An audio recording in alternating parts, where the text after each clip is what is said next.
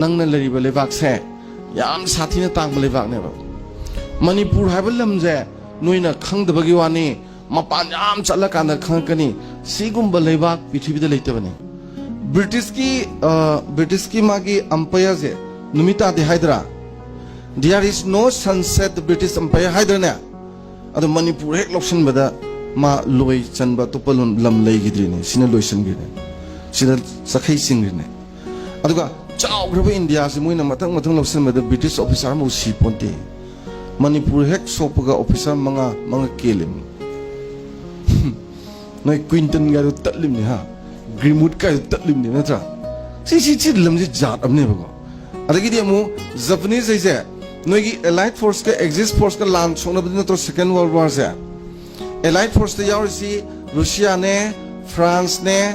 Britain ने अदगिदि America ने नत्रा सोमदा exist force ते थेंगनायजिना जापान ने इटली ने जर्मनी नत्रा अदो अनिजि लान थोंग सोनबदु सेकेंड वर्ल्ड वॉर हाइजि नत्रा अदो इटली की मुसोलिनी जर्मन की हिटलर याम थुना सरेंडर तौगिबको जापान दि सरेंडर तौबि पोंते सरेंडर तौबोजी तौमलक्तदना